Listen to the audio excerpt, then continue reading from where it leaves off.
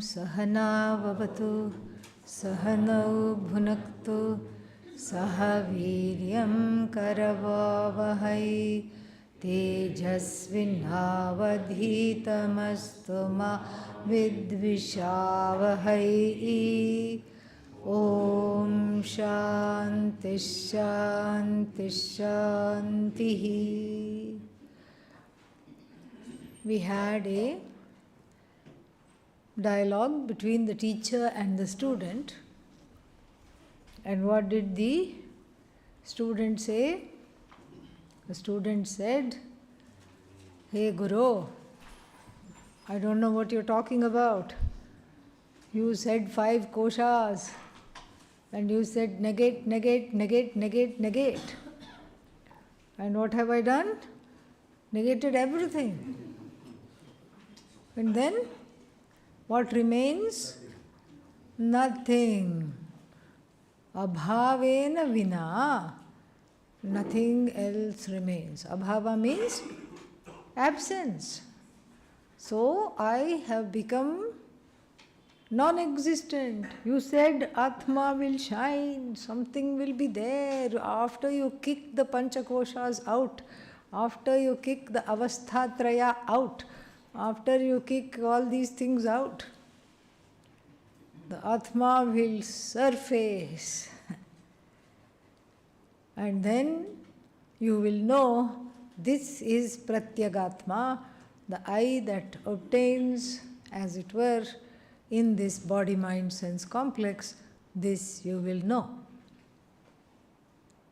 The student obviously has confused Satyam and Mithya. This is what happens. Because you negate, negate, negate. What you are negating and the negator are on a par, and then what have you done? You think you have negated the negator. Is it possible to negate the negator? Good. See, I didn't even have to tell you to say no. Yeah. Progress. So, you don't even have to negate the negator, because the negator cannot be negated. And so here what has happened is that the one who is doing the negation, namely himself, the student, and what has he thought? That and everything else that is being negated, he thinks are on the same plane. Meaning, same order of reality. They both, what are they? The negator, which is Swayam Jyotihi, which is self-effulgent, I, Atma, which is Satyam, which is Jnanam, which is Anantam, which is the only sentient, self-existent thing that there is. And the negator thinks that this Atma, just now how we described it, is on a par with all the objects in the universe. So, I have to play hide and seek, and the Atma will be evident. How will it be evident? After a game of hide and seek. After a game of hide and seek, the Atma will become evident. It's like what is being hidden is on the same par at all the other things that are hiding it. That is what, in a simple game of hide and seek which children play, if the child is hiding behind the couch, the body of the child, which is hiding behind the couch, and the couch belong to the same order of reality. Is it not? The body is made up of 5 elements, body, mind, sense complex, and the couch also is the same. Both of them have a beginning date, and then both of them will be destroyed. And so this way, the couch can hide the child in this way, but then the 5 koshas are not really hiding or covering the Atma. So if you look for Atma as one more object, then this is exactly what will happen, what happened to the poor student who says, I don't see anything there other than abhavena vina. Other than abhava, I don't see anything else there. And it looks like the Guru is trying to encourage him or troll him. I cannot decide. and I tried to contact the Guru, but I could not reach them. So what does the Guru say? Satyamuktam tvaya vidvan nipunosi vicharane. Satyamuktam. Yes, this is true. You have said this. What you have said is absolutely true. It is true that the Atma is also, what is that, the Atma is non-existent? No, that part is not true, but generally what you have said is true. Negating the Panchakoshas, etc., that is true. And then Nipunosi Vicharane. Vicharane means in analysis you are adept. In Atma Anveshanam you are adept, you are really clever. Meaning, to a certain extent you are clever, and I am encouraging you so that you can get cleverer, or I am trolling you, because what he says is that sarve yena anubhuyante yas swayam na anubhuyate. This part the student has missed. Whatever is, that by which all the modifications, sarve means sarve vikaraha, we have to add vikaraha. Sarve vikaraha yena anubhuyante. So, because of which all modifications are seen. Yaha swayam na anubhuyate. That Atma, which by itself is not an object of experience. Tam atmanam veditaram vidhi. Tam atmanam means that you know yourself as this Atma. So, may you know yourself as the one because of whom all the modifications are understood. Sarve yena anubhuyante, sarve vikaraha, sarve koshaha, all this you can say. Sarve mithya bhuta padarthaha yena pratyagatmana anubhuyante, by which they are experienced. Yaha swayam na anubhuyate, that which is not an object of experience. Tam veditaram, the knower of this is, may you know the one who knows. May you know the Atma as that which is all-knowing, which is never experienced by anyone, and then it is experienced as yourself alone. And how to know this? Buddhya susukshmaya. Means your buddhi needs a little more sharpening. Yes, you are clever and you have come this far. Now you have to go a little bit further.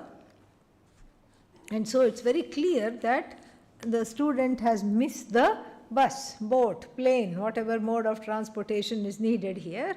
And so the teacher gives another mantra here, a verse. Let us see this, verse 65 or 296. Very nice. Jagrat swapna sushuptishu sphutataram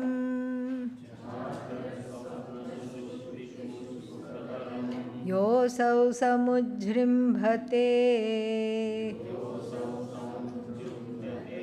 pratyagrupataya sadahamaham रूपतया सदाहमहम् इत्यन्तस्फुरन्नेकधा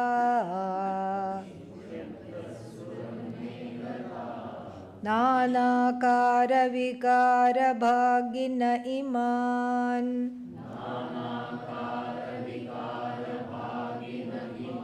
पश्यन्नहन्धिमुखान् नित्यानन्दात्मना स्फुरति तम्. Here it is. That's why it's not doing the meter here. Yeah, it is a Patha Bheda is there. What does yours say? Chidatmana is not there for me. It is here, is it? Yeah. Nityanandatma chidatmana spuratitam vidhi swametam hridi. metam hridi. Let's do it together, okay? Yeah, I'll read from here. Thank you. Yeah, got it. Jagrat swap together.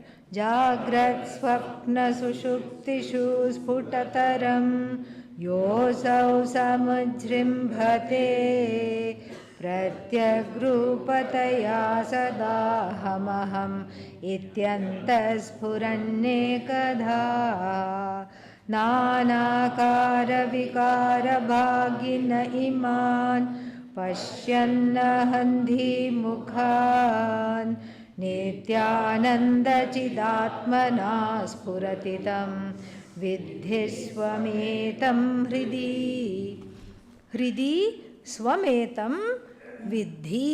Know this in your heart. Know this what? Atma. Know this Atma in your heart. How? Nityananda Chidatmana Vidhi. Nityananda Chidatmana. Know this Atma as Nitya Ananda and as Chidananda Chit. So Nityananda, we'll see the meaning, but just see the translation first. Know this as yourself. Swam Vidhi. Know this as yourself. And then Swam Vidhi Etam. Etam means which has been taught in this manner. Tam Vidhi. Etam Vidhi. Know this which has been taught in this manner to you. How? In the form of Nityananda Atmana Chidatmana. I don't know how they missed that here. Yeah, some typo. It is there in the transliteration in the book also, but they have omitted it in the Devanagari. So, then know it as Nitya. Nitya means that which is always the same, unchanging. Which is what is Ananda. There is no Ananda other than this. Why are we grieving all the time? Because a person is grieving because everything is Anitya. Everything is Anitya, Anitya, Anitya, Anitya. Everything is coming to an end all the time, and that is the cause of samsara and grief. And so when I know that this is Nitya, that I myself am Nitya, then there is no grief. That's why it is Ananda. That's the best Ananda possible, because I have gained the forever as myself alone. I am that forever which I seek. Chidatmana. Chidatmana means through that sentient self which happens to be changeless, and sentient means self-effulgent self, which happens to be the changeless and which happens to be me. Spurati. Spurati means shines. Shines how? Shines as I. Shines in the form of this Nityananda and Chidananda. That is what it is. Please know this as you. And where to know it? Hridi. Hridi means mind which is sunk into the heart. That's what it is. The science, ancient medicine, Ayurveda, and also ancient Chinese medicine says that they both say that the ideal, what is the word I'm looking for? The ideal health of a person is when their mind can sink into the heart. We kind of know what it means.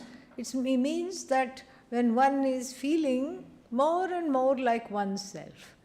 We are not here talking about Atma and Brahman. We are just talking about feeling centered and being present.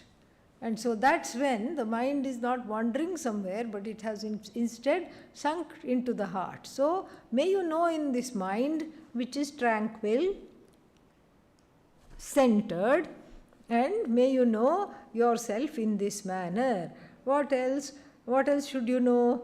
The Atma shines on its own, independently. Where is it felt? Where is it understood? Jagrat Swapna Sushupti Shu. This has been kind of borrowed from Adi Shankara's Manisha Panchakam. There, Jagrat Swapna Sushuptishu Sputatara Yasam Vid Ujrimbhate. Almost word by word, first line. Manisha Panchakam. So that's why Vedanta is very easy. What do? You just lift from other gurus and don't give copyright, don't acknowledge them even. No need to, because it's all one knowledge. Yes. And the better you are a copycat, the more, the more you are revered. So this is what it is, because there is nothing original. All this has been sliced, diced, spliced, understood, debated, everything. So there is nothing. And so we just are copycats of the Guru. We copy everything. Whatever they said, we just copy. And so, what can we say? Guilty as charged. And so, this is the only way. We just pick up what the Guru says, because what the Guru says is what their Guru said, and what their Guru said is what their Gurus said, and like this. So, only thing that changes are the examples and the relevance for the shrotas, the audience at a particular time. So, same meter also, and then same words, and then here, that which is known in the waking, dream and deep sleep, sputataram. Sputataram means clearly known. Are you there in the waking state? Yes. Hello, are you in the waking state? Forget, are you there in the waking state? Are you in the waking state? Yes. What? Okay. Then, are you there in the waking state? Yes. Are you there in the dream state? Yes. Without me, no dream. No me, no dream. Are you there in the sleep state? Yes. Who said no? Yeah. Huh? Not there in the sleep state? So, if you are not there in the sleep state, you won't be able to tell me I slept very well. You are there. You just become the same as a rock. The rock is unable to say, I rock. Can the rock say that? No. Rock doesn't have Sukshma Sharira. Here also, the mind, the Sukshma Sharira, all that goes into a causal state and is unable to broadcast its existence. The existence is there. It becomes a latent existence rather than a broadcast existence. And so therefore, we are not in Manisha Panchakam. There the word samvit is used. Here, Yah Atma Samujrimbate. And how does it show itself? Pratyak Rupataya. Pratyak means as the innermost I. Pratyak, inner. Innermost I. What does this innermost I do? Pratyak Rupataya. How do you know it's the innermost? Sada, always. Aham aham iti sphuran ekadha. Ekadha means uniformly. Uniformly. It's not one time it says aham, aham, aham, aham, and then you get used to it saying aham, aham, aham, the self-shining I. Suddenly it says tvam. No. Always it says what? Aham, aham, aham, I. That is what it says. That is how you know I am the self-shining I.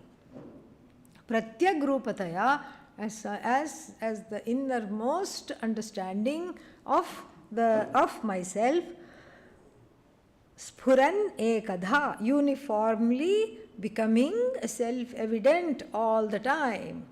Then what? Nana akara vikara bhaginaha. Nana akara vikara bhaginaha means that which has that pratyagatma, which shines independently, which is self-shining, which is available in the sleeper, waker, dreamer states, and that atma which is in the form of various modifications. Various modifications, meaning ahankara dhimukhan, like ahankara, buddhi, etc. In the form of ahankara dhimukhan means in the form of ahankara.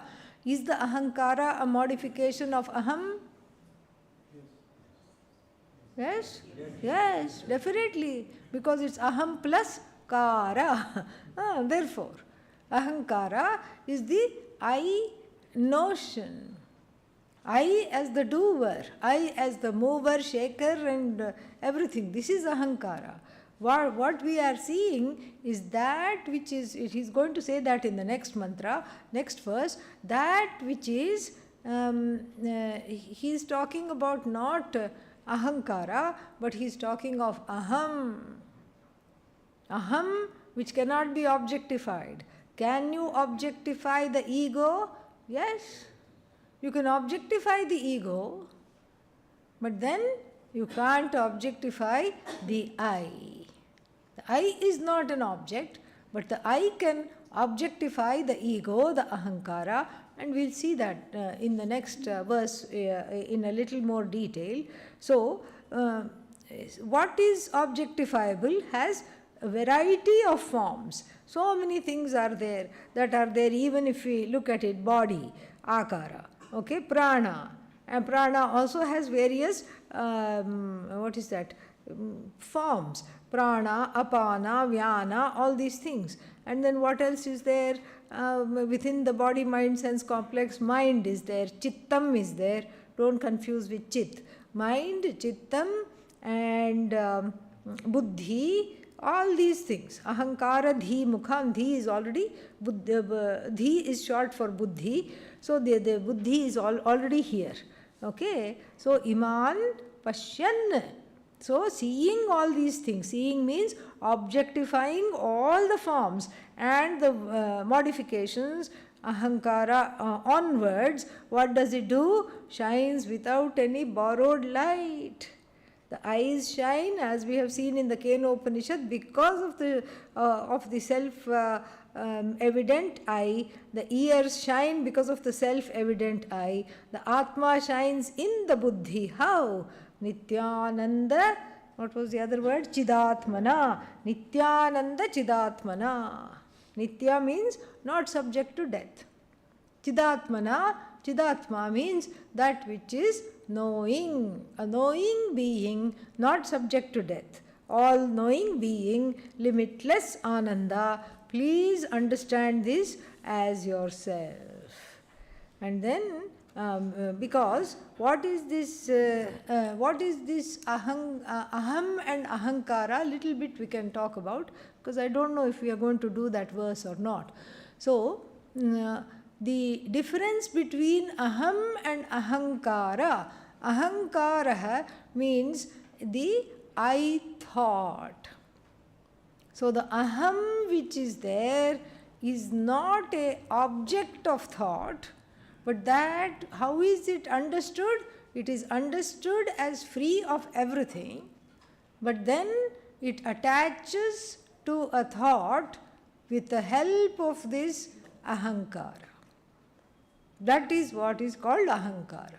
The I, when the ahankara gets confused and appropriates, tries to appropriate, so to speak, the I notion for itself, and then masquerades as the I.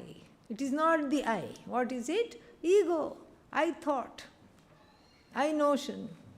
Here the I we are talking about is not a notion. It is not a notion.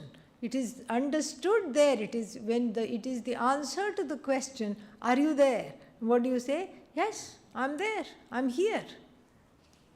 And so therefore, this is what is called ahankara. It is separate from aham in many ways. One is, aham is not an object. Ahankara is an object because I can objectify ahankara. I can objectify the I notion, because that is what says I am hurt, I am guilty, I deserve respect. and I need to know this. Why didn't you tell me this? Where did you go? Why did you come late? All these things. It's a, and then the one that confuses itself for the body, mind, sense complex, and one that I can objectify, because I can objectify doership. The one that says I am a doer, I am done in by other people's hurts. This one one can objectify. Whereas the aham is that because of which the ahankara shines in borrowed feathers. The aham is there behind each and everything. The aham is there, so to speak, behind the buddhi, behind buddhi, behind chittam, behind chittam, behind manaha, behind the body, everything, and behind the sense organs, as we have seen, behind the mind. That is what is aham. Aham is there because of which everything functions, including ahankara, but the aham does not need the ahankara to just be or to function. That would be the difference. Okay. Now the next one we are going to see is this one.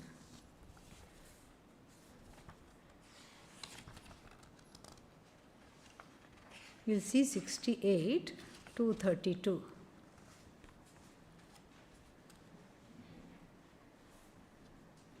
Sadbrahma karyam sakalam sadaiva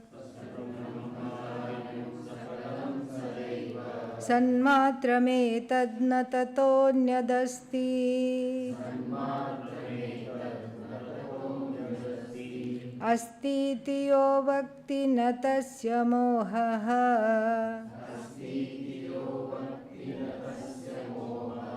विनिर्गतो निद्रितवत् प्रजल्पः.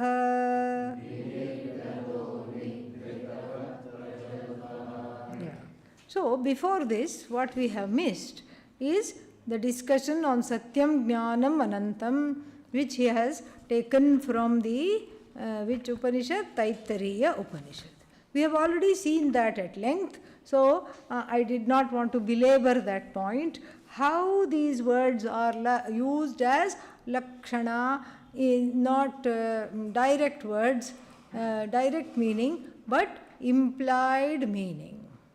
The implied meaning is necessary because the Brahman, which is pointed out as oneself, is not an object.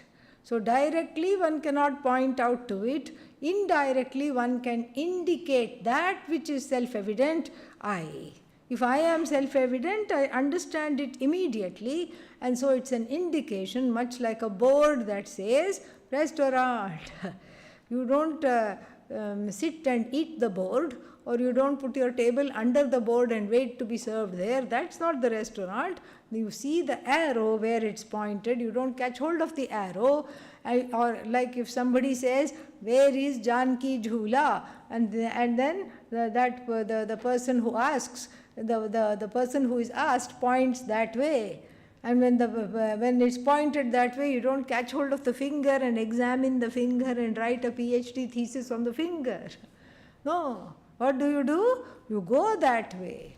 So similarly, the words Satyam, Jnanam, Anantam are meant to indicate that which is already self-evident, whose nature we do not know, and the nature is indicated through the words for that which doesn't and cannot be objectified.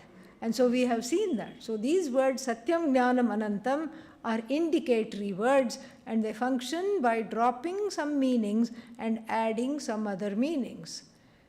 Just like in our everyday language also we use implied words. The white runs was one example. So like this we have, this is what he discussed in the previous mantra. And then in the Taittiriya Upanishad there is a section, Asanne vasabhavati asad brahmeti veda chet asti brahmeti chet veda santamenantato viduriti. There is a very nice section. So the one who says Asad Brahma. Asad Brahma. Brahman does not exist. What happens if you say that? You yourself become instantly as good as non-existent. You don't become non-existent, thank God, but may as well be non-existent, because it's a rank form of self-denial. You become non-existent if you say Brahman is non-existent for the simple and most straightforward reason, what are you? Brahman. So it's like a child saying, I'm not hiding behind the couch. That means you are declaring yourself, so to speak. And so, asat eva saha bhavati, the person who says, I am non-existent, the Brahman is non-existent, as good as becomes non-existent. And asti Brahma ched veda, the one who knows Brahman to be existent, santamenam tato viduriti. Not even asti Brahma, asmi Brahma. I am Brahman, the one who knows, then please know this person to be like a saint, existent, but to be a saint, the one who is this jnani. That, that is the vakya, this mantra, this verse is based on. Because what is he saying? Sad Brahma karyam sakalam sadaiva. All this that is there in nana form. Nana means many, many-fold. Varied and many forms. Nana. That which is there in many and varied forms, please know them to be Sad Brahma Karyam. Please know them as Karya. Karya means cause. Am I right? Effect. Yes. I am glad that Vedanta has had an effect. So, Karya means effect. Karana, cause. So, Sad Brahma Karyam. See this as everything as though we have to say effect, because Brahman has not created anything, not made any effect, nothing at all. So see this as nothing but Sad Brahma Karyam, as though an effect of Brahman, just like we can go like this and then show this and say, see this as what? Clay Karyam. Yeah. See this whole basket full of offerings as what? Clay Karyam, effect of clay. This whole basket of earthenware, see this as the effect of clay. But really speaking, it's not an effect of clay. Clay was not affected at all. Clay is clay, but pot happens to be clay. Gold is gold, but ornament is one with gold. In the same way, see this whole universe, there's only one way to see it, as an extension of Brahman, as an effect of Brahman, and as though effect of Brahman. That's the Sakalam and everything. Sada, all the time, this is how I have to look at the world, because when I look at the world separately, what happens, he is going to tell. Okay, so Sanmatram etat, Sat matram etat. Look at it as Sat. Na tataha anyat asti. There is nothing other than Sat. Sadanyaha na asti. Sadanyaha kinchit nasti. There is nothing other than Sat. Here a Sat, there a Sat, everywhere Sat, Sat. So just like if we look at the basket full of pots, what will we say? All this is clay karyam eva. Please look at it as only clay. Everything is clay. And when is it clay? Always it is clay. It's not that tonight it is clay and tomorrow night when we come and do the same thing, it has suddenly turned into butterflies. No, it is still clay. It is still clay karya. Today it will be clay karya. Tomorrow it will always be clay karya. Please know it as such. And then so there is nothing other than clay in this basket. Why? Because if you say, what is this? Pot. Supposing we say this is not pot because we have had a few Vedanta classes, what can we say? This is clay. But supposing somebody comes who has not studied Vedanta, what is this? Pot. If I say this is clay and they say it is pot, are pot and clay synonyms? No. They are reality words. One is the material, one is the cause, one is the effect. They are not synonyms. If pot and clay are synonyms, then they should refer to the same thing. But here clay refers to the cause and pot refers to what? Effect. If they still insist this is pot, then you can do some Indian magic. What is Indian magic? Vedantic magic. Indian magic doesn't need long sleeves where you can put it inside the sleeves and say, okay, I have made the pot disappear, it's no longer there, don't look here, but it's no longer there, see. You don't need all this. You don't need clothes, you don't need some kind of a, what is that called? Mass mesmerism. What is that called? Hypnosis. They hypnotize the whole audience into thinking that a lady is being sawed in half. So this is what it is. And so therefore we don't need all these tricks. We can disappear this pot, we can make this pot disappear while holding it in full view by looking at it as what? Clay. No such thing as pot is there. Why? It's all clay. If somebody still insists this is a pot, I will tell them, please have the pot, but leave the clay with me. Can they do that? No. Please go on, take the pot. Who wants? Come, take. Nobody will come. Why? Because the weight of the pot is the weight of clay. The weight doesn't belong to pot. What does it belong to? Clay. And the color of the pot is not the color of the pot. What is the color of the pot? Color of the pot belongs to to clay. Even the smell of the pot belongs to what? Clay. What is pot? Effect. What is pot? An as though effect, which the clay has lent its presence for this effect to come forth without undergoing any change. In fact, it has undergone some hardening and all because it has been baked in a kiln. But really speaking, the gold and ornament are better examples. The shine of the gold belongs to the ornament or the gold? Gold. Weight of the ornament is the weight of gold. Color of the ornament is the color of gold. All that is here is gold. The ornament is as though. So here, Sadbrahma Karyam Sakalam Sadaiva. Na Anyadasti. The one who says nothing other than Sat exists, that is the one, that is the truth. Asti iti yo vakti natasya mohaha. So if we read the third line, we say, we get the wrong meaning. Asti iti yo vakti, the one who says asti. What is asti? Other than sat, something is there. Asti iti. Sadanyaha asti. Sadanyaha means other than sat, something is there, the one who says.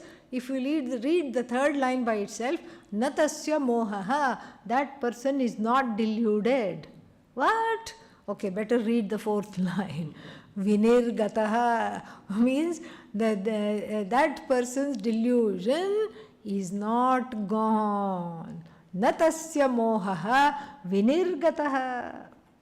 Vinirgataha, that is the functioning, the past passive participle there is functioning like a verb.